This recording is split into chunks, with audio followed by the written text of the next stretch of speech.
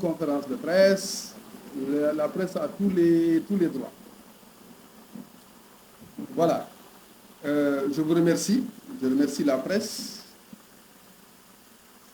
d'avoir bien voulu répondre à notre invitation à cette conférence de presse.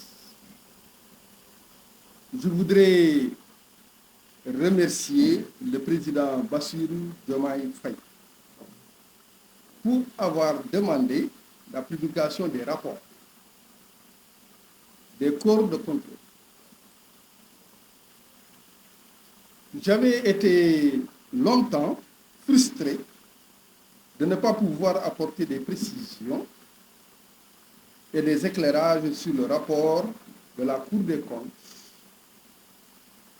portant contrôle de gestion de l'Office national de formation professionnelle, exercice 2013-2017. Période pendant laquelle j'étais le directeur général de cette institution. Maintenant que le rapport est publié, mis à la disposition de l'opinion, je suis en droit d'intervenir dans le débat public, alors que j'étais jusque-là astreint à la confidentialité. Tout d'abord, il convient de mentionner un principe de base. Chaque fois rappelé par la Cour des comptes elle-même. Le rapport de contrôle est contradictoire. Les arguments de l'audité sont rapportés obligatoirement et exhaustivement et examinés avant de tirer une conclusion. C'est le principe de base. C'est donc sous ce rapport du dialogue contradictoire que je me livre à cet exercice d'apporter des précisions et des éclairages et les soumettre à l'appréciation des Sénégalais et les prendre à témoin. Le philosophe dit: la justice est la vérité en action.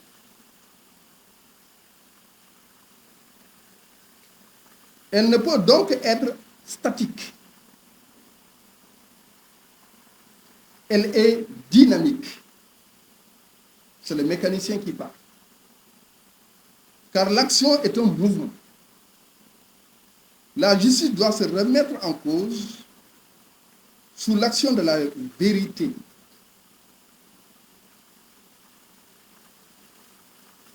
Qui apparaît et qui est en action. Je livre ma part de vérité en action,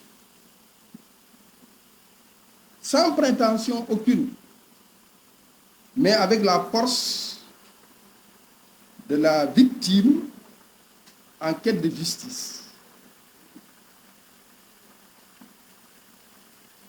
Vous avez certainement tous eu le rapport.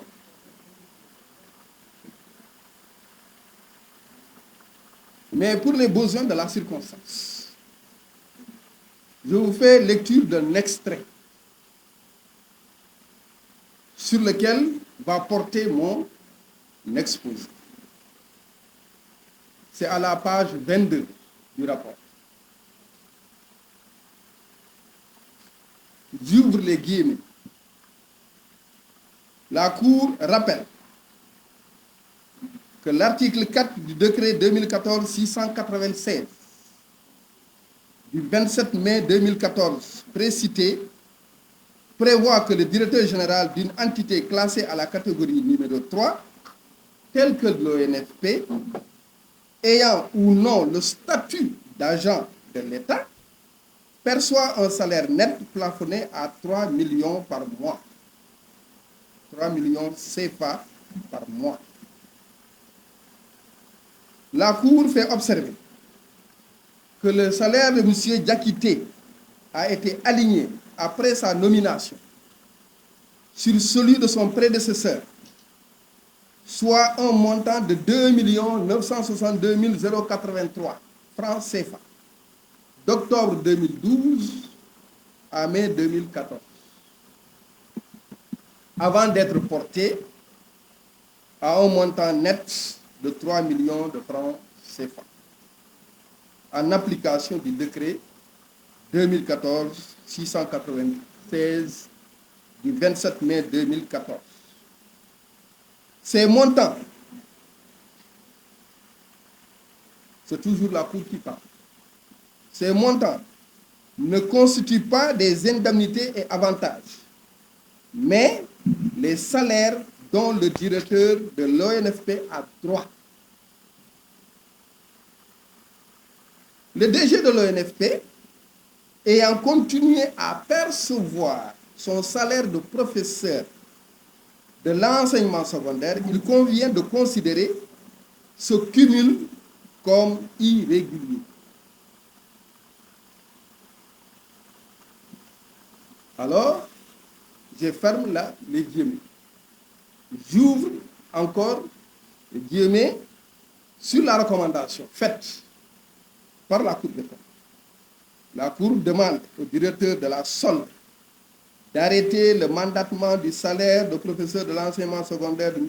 Sanoussi Diakité, matricule de solde 505-554F, et de prendre les dispositions idoines pour un reversement effectif de ces salaires irrégulièrement perçus pour un montant de cumulé de 32 694 478 francs net d'impôts et d'autres retenues légales à la date du 31 janvier 2019.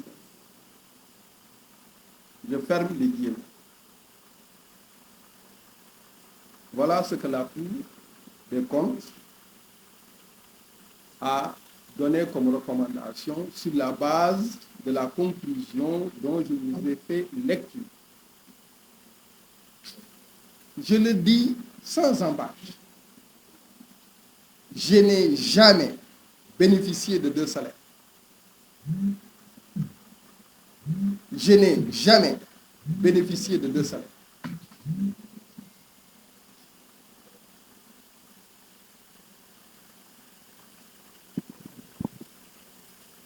J'ai perçu mon salaire de fonctionnaire et à l'ONFP, j'ai bénéficié d'indemnités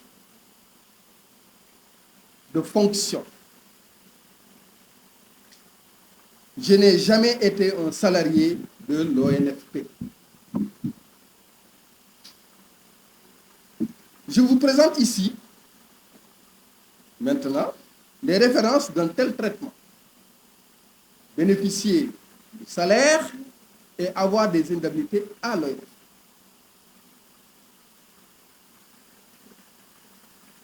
Quand on m'a nommé directeur général de l'Office national de formation professionnelle, j'étais fonctionnaire. L'Office national de formation professionnelle est un établissement public à caractère industriel et commercial, ce qu'on appelle les EPIC.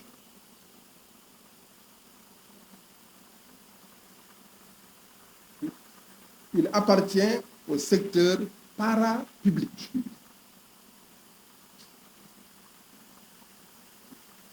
Le bulletin de solde de l'ONFP, les bulletins de solde de l'ONFP, comme de la plupart des établissements publics, sont établis par la direction de la solde du ministère de l'économie et des finances. Ce n'est pas l'ONFP qui établit les bulletins de solde. Précisément à la direction qu'on appelle la direction du traitement automatique de l'information, DTAI, communément appelée Petit Centre, direction dont la tutelle est le ministère des Finances. J'ai donc, à ma nomination, transmis à la DTAI mon bulletin de salaire de fonctionnaire, ainsi que la résolution du conseil d'administration relative au traitement du directeur général. La direction de la solde, par la DTAI, m'indiqua alors que je ne pouvais disposer que d'une indemnité différentielle. La direction de la solde, par la DTAI, m'indiqua que je ne pouvais disposer que d'une indemnité différentielle calculée à partir de mon salaire indiciaire de fonctionnaire et le salaire de l'emploi occupé au niveau de l'ENFP, c'est-à-dire le salaire d'un directeur général à l'ENFP.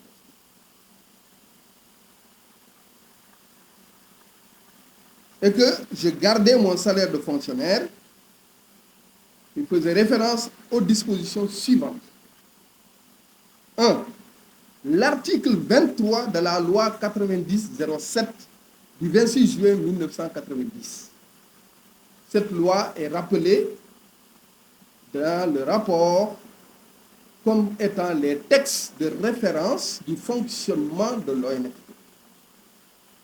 Cette loi relative à l'organisation et au contrôle des entreprises du secteur parapublic et au contrôle des personnes morales de droit privé bénéficiant du concours financier de la puissance publique stipule ou dispose, j'ouvre les guillemets, c'est l'article 23, tout fonctionnaire en détachement dans une entreprise du secteur parapublic demeure soumis à son statut d'origine. Le montant des indemnités de fonction ou de la prime de technicité dont il peut bénéficier est au plus égal à la différence entre son traitement indiciaire de fonctionnaire et le salaire de l'emploi occupé dans la structure où il est.